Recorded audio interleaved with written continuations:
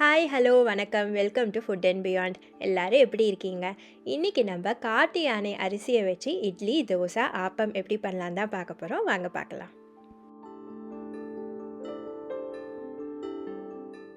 இந்த அரிசி வச்சு பேட்டர் பண்ணதுக்கு காட்டு யானை அரிசி 3 கப்பு நான் எடுத்திருக்கேங்க.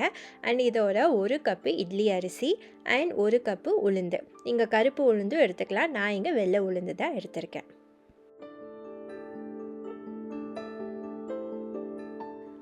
அதுக்கப்புறம் 1 டீஸ்பூன் ஃபெனுக்ரீக் சீட்ஸு அதை எடுத்துகிட்டு எல்லாத்தையும் நல்லா வாஷ் பண்ணிக்கோங்க. இந்த கிளியர் வாட்டர் வரணும், அது வரைக்கும் ஒரு 3-4 வாட்டி நல்லாவே வாஷ் பண்ணிக்கோங்க. இது வாஷ் பண்ணதுக்கப்புறமா ஒரு 8 ஹவர்ஸ் ஓவர் நைட் ஊற வைக்கணுங்க. இதை நீங்கள் அரிசியும் பருப்பையும் தனித்தனியாக ஊற வைக்கணும்னு அவசியம் இல்லை. ஸோ ரைஸு அண்ட் உளுந்து ரெண்டுத்தையுமே சேர்த்தே ஊற வச்சிடலாம்.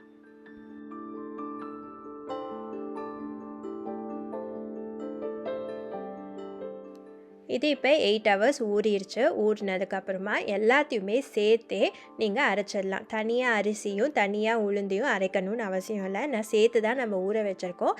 ஸோ ஒன்றாவே நம்ம அரைச்சிடலாம். ஒரு 10-15 மினிட்ஸ்லேயே ஆகிடுங்க. இது நல்லா சோக் ஆனதுனால ஈஸியாகவே நல்லா சாஃப்டாக வந்துடும். இப்போ இதை நல்லா மிக்ஸ் பண்ணிவிட்டு சால்ட் இங்கே போட வேணாம். நான் இதே மாவில் இட்லி தோசை ஆப்பம் பண்ண போகிறேன், அதனால சால்ட் இப்போ நான் போடலை. இதை ஒரு 8 ஹவர்ஸ் ஃபர்மெண்ட் பண்ண வச்சுருங்க. ஃபர்மெண்ட் பண்ணிவிட்டு பார்த்திங்கன்னா நல்லாவே புளிச்சிருக்கு. இப்போ நம்ம இதில் எப்படி இட்லி தோசை அண்ட் ஆப்பம் பண்ணலான்னு பார்க்கலாம். இப்போ இட்லி பண்ணதுக்கு நீங்கள் இந்த பேட்டர் அரைச்சி வச்சது கொஞ்சம் ரொம்ப திக்காக இருந்துச்சுன்னு அப்படி ஃபீல் பண்ணால் மட்டும் கொஞ்சோண்டு தண்ணி ஆட் பண்ணிக்கோங்க. மிச்சபடி நம்ம எப்படி ரெகுலராக இட்லி பண்ணுவோமோ அதே மாதிரி தாங்க பண்ணணும். ஒரு 15 மினிட்ஸ் ஸ்டீம் பண்ணுங்கள், அவ்வளோதான். எடுத்திங்கன்னா சூப்பராக சாஃப்டாக வருங்க. இந்த மாதிரி ரொம்பவே நல்லாயிருக்கும். நீங்கள் ரெகுலர் இட்லிக்கும் இதுக்கும் டிஃப்ரென்ஸே தெரியாத மாதிரி தான் இருக்கும். அவ்வளோ சாஃப்டாக நல்லாவே இருக்கும்.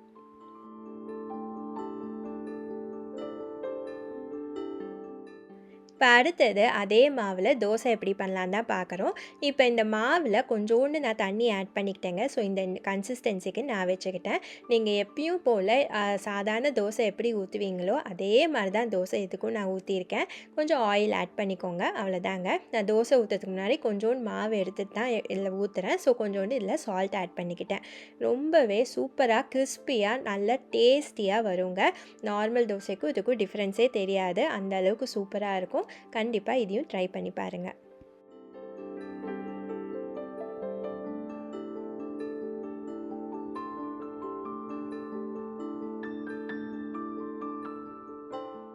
அடுத்தது நம்ம ஆப்பம் தான் எப்படி பண்ணலான்னு பார்க்க போகிறோம். இதுக்கு ஒரு பாத்திரத்தில் மாவு எடுத்துக்கோங்க. மாவில் கொஞ்சம் திக்காக இருக்குங்க. ஆப்பத்துக்கு கொஞ்சம் லிக்விடாக தண்ணியாக வேணும் மாவு. அதுக்காக நான் 1 கப்பு கொஞ்சோண்டு தண்ணி எடுத்துக்கிட்டேன். நீங்கள் இதே மாவில் அப்படியே நீங்கள் ஆப்ப கடாயில் நீங்கள் ஊற்றலாம். பட் எனக்கு கோகனட் மில்க் போட்டால் ரொம்ப பிடிக்கும், அதனால் 1 கப்பு கோகனட் மில்க்கு நான் ஆட் பண்ணிக்கிட்டேன்.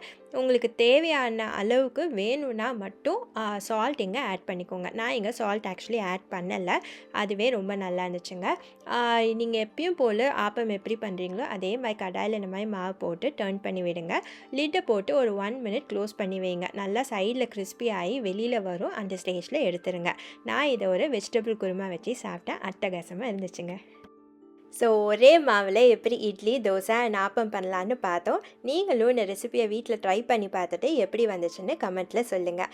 இந்த காட்டு யானை அரிசி ரொம்பவே நல்லதுங்க, ஏன்னா இதில் ஃபைபர் கண்டென்ட் ரொம்பவே அதிகம். ஸோ நம்மளோட ஃபேட் லாஸ் ஜர்னிக்கு ரொம்பவே நல்லது. அண்ட் டயபெட்டிஸ் இருக்கவங்க கண்டிப்பாக இதை எடுத்துக்கலாம். அதனால் இதை சாப்பிட்டா எலிஃபெண்ட்டோட ஸ்ட்ரென்த்து நம்மளுக்கு வருமா, ஏன்னா இதில் கால்சியம் நிறையா இருக்கிறதுனால நம்ம போன்ஸை ஸ்ட்ராங்காக வச்சுக்கோம். ஸோ பசங்களுக்கும் கண்டிப்பாக இன்க்ளூட் பண்ணுங்கள்.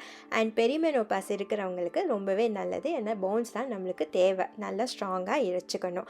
அண்ட் இதில் ஆன்டி ஆக்சிடென்ட்ஸ் அதிகம்னால இம்யூனிட்டியை நல்லாவே இம்ப்ரூவ் பண்ணும். ஸோ கண்டிப்பாக உங்கள் டயட்டில் இன்க்ளூட் பண்ணிக்கோங்க. அண்ட் ஃப்ரெண்ட்ஸுக்கும் ஷேர் பண்ணுங்கள். இந்த வீடியோவை ஃபஸ்ட் டைம் பார்க்குறீங்கன்னா சேனலுக்கு சப்ஸ்கிரைப் பண்ண கன்சிடர் பண்ணுங்கள்.